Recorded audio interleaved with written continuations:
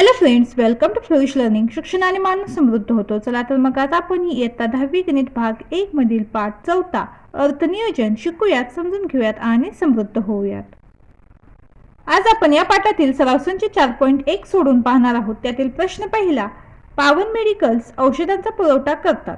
त्यांच्या दुकानातील काही औषधांवर जीएसटीचा दर 12% आहे, तर सीजीएसटी व एसजीएसटीचा दर किती असेल? तर खूप छोटंसं आणि सोपंसं असं उदाहरण आहे हे, ते समजून घ्या. तर जीएसटीमध्ये सीजीएसटी व एसजीएसटी या दोन्ही करांचा समावेश असतो. सीजीएसटी आणि एसजीएसटी दोन्ही करे मिळून काय बनतं, तर जीएसटी बनतं. आणि सीजीएसटी व एसजीएसटी हे दोन्ही कर काय असतात, तर समान असतात. म्हणजे जितका सीजीएसटी असेल तितकाच काय असतो, एसजीएसटी असतो. म्हणून काय होईल, तर सीजीएसटीचा दर बरोबर एसजीएसटीचा दर बरोबर काय होईल, जीएसटीचा दर भागिले 2. आता इथे आपल्याला जीएसटीचा दर किती दिलेला आहे, तर 12 दिलेला आहे. म्हणून आता इथे काय होईल, तर 12 भागिले 2 होईल. बरोबर उत्तर काय मिळेल आपल्याला, 6. म्हणून सीजीएसटीचा दर बरोबर 6% आणि एसजीएसटीचा दर बरोबर 6%. आपलं पहिलं उदाहरण इथं पूर्ण झालेलं आहे.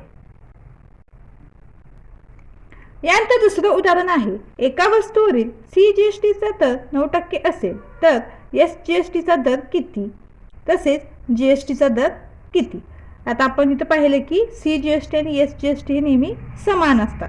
म्हणजेच काय होईल, तर सीजीएसटी 9% आहे तर एसजीएसटी सुद्धा किती आहे, तर 9% असेल. आणि यावरून आपण जीएसटीचा दर काढू शकतो.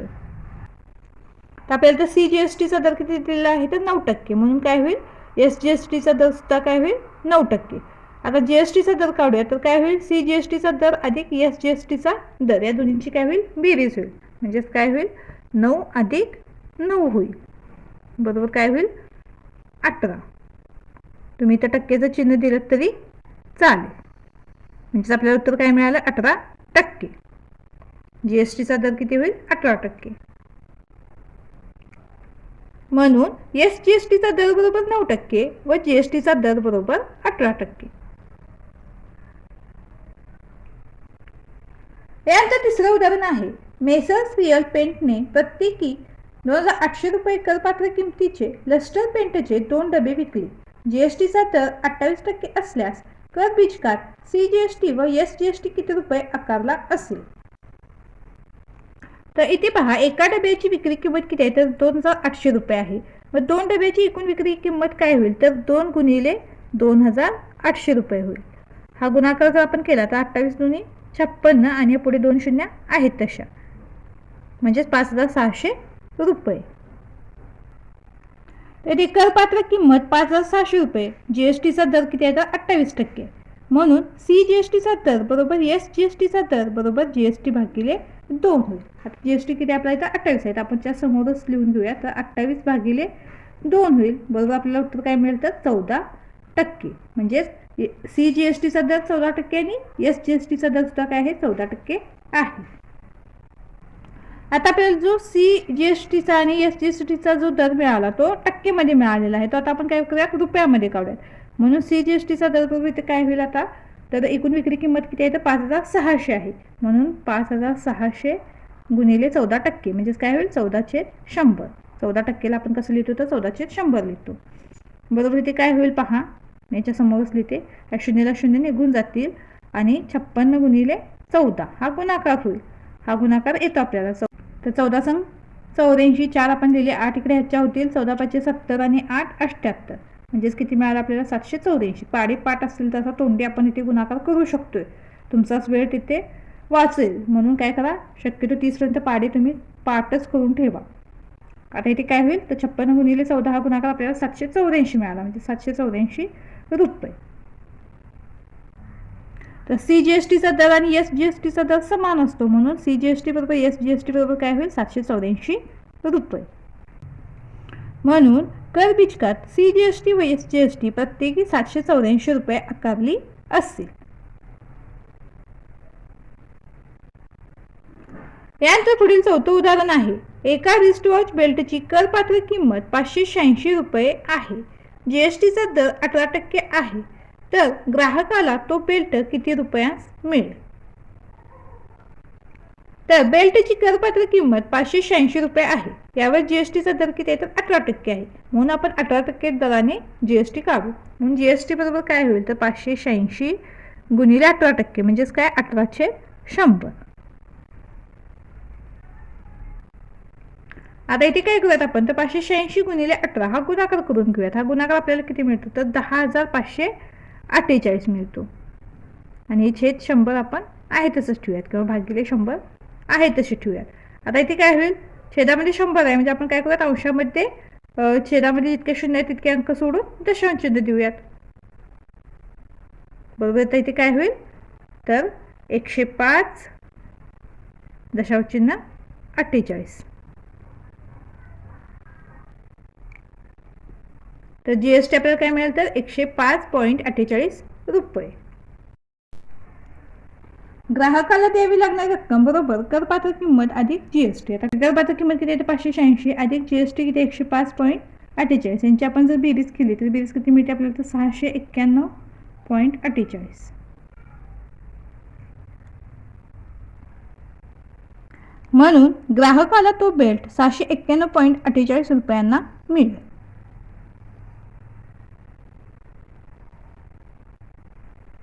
यानंतर पुढील 5वे उदाहरण आहे. खेळण्यातील एका रिमोट कंट्रोल कारची जीएसटी करासह एकूण किंमत 1,770 रुपये आहे. जीएसटीचा दर 18% आहे तर त्या कारची करपात्र किंमत त्यावरील सीजीएसटी व एसजीएसटीचे गणन करा. त्या कारची करपात्र किंमत 100 रुपये आहे असे आपण तर मानूयात. यावर जीएसटीचा दर 18% आहे म्हणून 18% दराने जीएसटी काढू. म्हणून जीएसटीचा दर बरोबर काय होईल तर 1 गुणिले 18/100 आणि 18% म्हणजे 18/100 असं आपण लिहितो. बरोबर काय होईल 18x/100 होईल. त्याला जर आपण सोपं रूप दिलं तर आपल्याला काय मिळेल तर 2ने भाग जातो पहा. बरोबर काय मिळेल तर 9x/50. तर जीएसटी बरोबर काय मिळालं आपल्याला 9x/50. त्याला आपण सोपं रूप दिलं 2ने भाग दिल्यानंतर आपल्याला 9x/50 मिळालेला आहे. आणि बीजक मूल्य किती दिलेलं आहे आपल्याला तर 1,770 रुपये. बीजक मूल्य बरोबर काय तर करपात्र किंमत अधिक जीएसटी. आता बीजक मूल्याची किंमत आपल्याला तर दिलेली आहे तर ती किंमत आपण तिथे ठेवूयात 1,770 बरोबर करपात्र किंमत किती आहे तर x आहे अधिक कारण आपण तर करपात्र किंमत 100 रुपये मानलेली आहे म्हणून करपात्र किंमत x अधिक जीएसटी किती मिळाला आपल्याला तर 9x/50. बरोबर काय होईल तर आता हे 1,770 आपण आहे तसंच लिहूयात. आता एकचा छेद काही नाही म्हणजे 1 असतो. आता तितकं जर गुणाकार केला तर हा गुणाकार कसा मिळेल आपल्याला तर ते 50x अधिक 9x/50 आहेत तसे.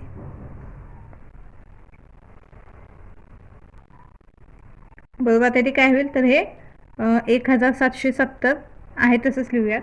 हे 50 इकडे भागिले ते इकडे काय होतील तर गुणिले होतील पहा. 1,070 गुणिले 50 करूयात. बरोबर हे 50x अधिक 9x यांची बेरीज होईल. ही बेरीज किती मिळेल आपल्याला तर 59x मिळेल. एक वेळ बाजूंच्या अदलाबदल करून घेऊयात. 59x इकडे घेऊयात.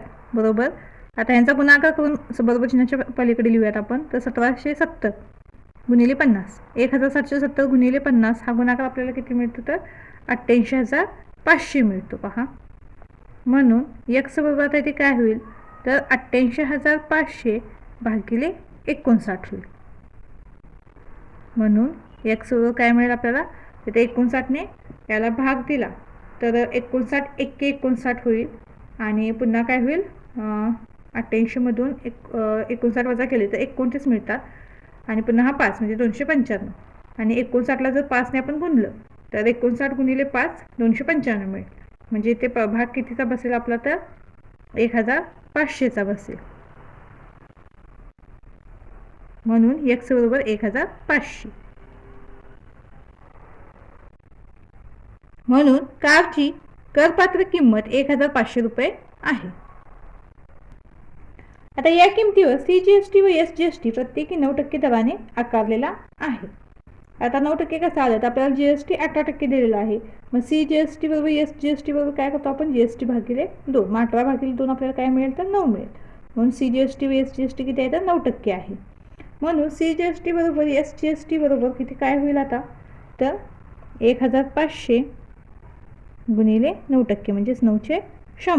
त्या 2 शून्यानं ह्या 2 शून्य निघून जातील आणि 15चा पाडा येतो तुम्हाला, 15 9 135 म्हणजे 135 रुपये. म्हणून CGST बरोबर SGST बरोबर 135 रुपये. यानंतर 6वं उदाहरण आहे, टिपटॉप इलेक्ट्रॉनिक्सने एका कंपनीला 1.5 टनाचा व करासह 51,200 रुपये किमतीचा एअर कंडिशनर पुरवला. एअर कंडिशनरवरील CGSTचा दर 14% आकारला, तर कर बिचकात खालील बाबी किती दर्शवल्या असतील ते काढा. तर इथे आपल्याला SGSTचा दर, AC वरील GSTचा दर, ACची करपात्र किंमत, GSTची एकूण रक्कम, CGSTची रक्कम आणि SGSTची रक्कम काढायची आहे. तर CGST व SGSTचे दर समान असतात, म्हणून येथे CGSTचा दर 14% आकारला आहे, म्हणून SGSTचा दर सुद्धा काय होईल, 14%. तर आपल्याला पहिल्या प्रश्नामध्ये काय विचारलं होतं की SGSTचा दर, SGSTचा दर काय आहे तर 14%. यानंतर दुसरा प्रश्न काय आहे तर AC वरील GSTचा दर. AC वरील GSTचा दर बरोबर काय होईल तर CGSTचा दर अधिक SGSTचा दर. आता हे दर किती आहेत तर 14% अधिक 14% होईल. या दोन्हींची बेरीज किती मिळते आपल्याला तर 28 मिळते, म्हणजेच GSTचा दर काय मिळेल आपल्याला 28%. यानंतर तिसरा प्रश्न काय विचारलेला आहे आपल्याला तर ACची करपात्र किंमत. आता आपण काय करूया तर ACची करपात्र किंमत X रुपये आहे असे पण मानू. मग यावरील GST बरोबर काय होईल तर X गुणिले 28/100 म्हणजेच काय मिळेल आपल्याला तर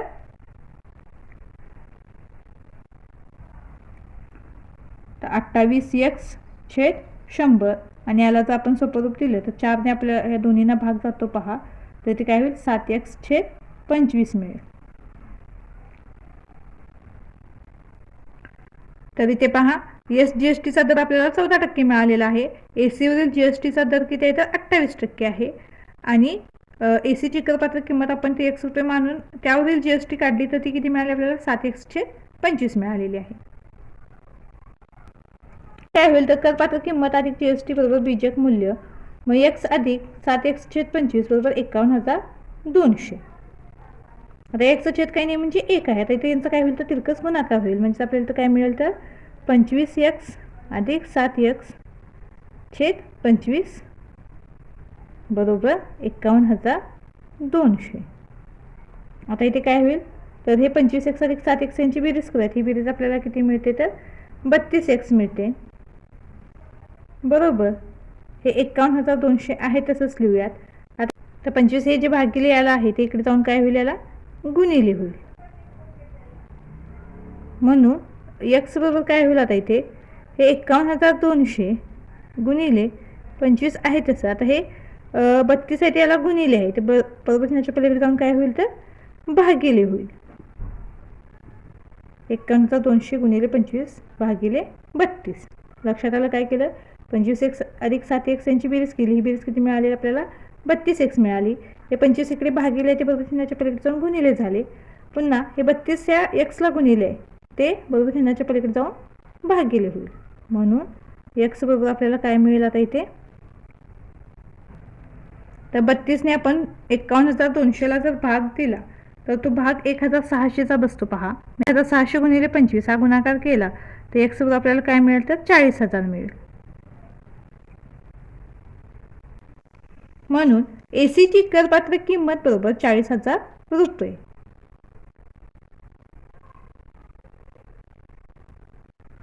यानंतर चौथा प्रश्न, GSTची एकूण रक्कम. GSTची एकूण रक्कम बरोबर काय होईल तर बीजक मूल्य वजा करपात्र किंमत. तर बीजक मूल्य किती आहे तर 51,200 आहे, वजा करपात्र किंमत किती आहे तर 40,000. ही वजाबाकी आपल्याला किती मिळते पहा तर 11,200 रुपये मिळते. म्हणून GSTची एकूण रक्कम बरोबर किती तर 11,200 रुपये. यानंतर पाचवा प्रश्न, CGSTची रक्कम. CGSTची रक्कम बरोबर काय होईल तर GSTची रक्कम भागिले 2. GSTची रक्कम आपल्याला किती मिळाली तर 11,200 म्हणजे 11,200 भागिले 2 होईल. बरोबर किती मिळेल आपल्याला ही हा भागाकार किती मिळेल आपल्याला तर 5,600 रुपये. म्हणजे CGSTची रक्कम किती आहे तर 5,600 रुपये. यानंतर 6वा प्रश्न काय, SGSTची रक्कम. आता SGST रक्कम सुद्धा काय असणार तर 5,600 रुपयेच असणार, कारण CGST बरोबर SGST.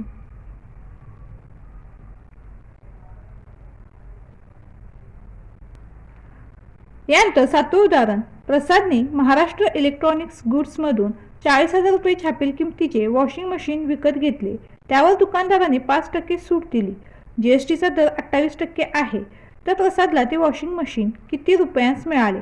कर बीजकात CGST व SGST किती रुपये असेल ते काढा. वॉशिंग मशीनची छापील किंमत 40,000 रुपये, यावर मिळालेली सूट बरोबर 5%. आता मिळालेली सूट बरोबर काय होईल तर 40,000 गुणिले 5%, म्हणजेच काय होईल 5/100. या 2 शून्य 2 शून्य निघून जातील. 400 गुणिले 5 हा गुणाकार 2000 मिळतो, म्हणजेच 2000 रुपये. मिळालेली सूट किती आहे तर 2000 रुपये आहे.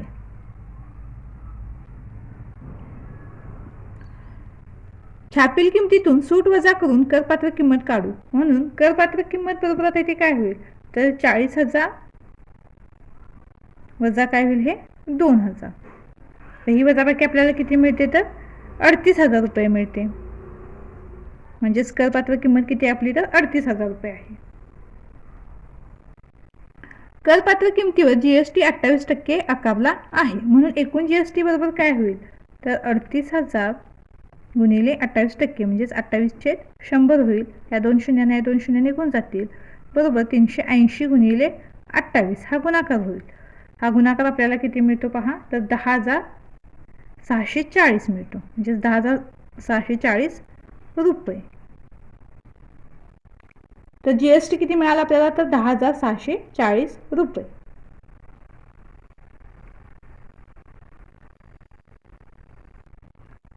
प्रसादला द्यावी लागणारी किंमत बरोबर करपात्र किंमत अधिक GST. मग करपात्र किंमत किती आपली तर 38,000 रुपये आहे, अधिक GST किती आला तर 10,640. यांची बेरीज करूयात. ही बेरीज आपल्याला किती मिळते तर 48,640 रुपये.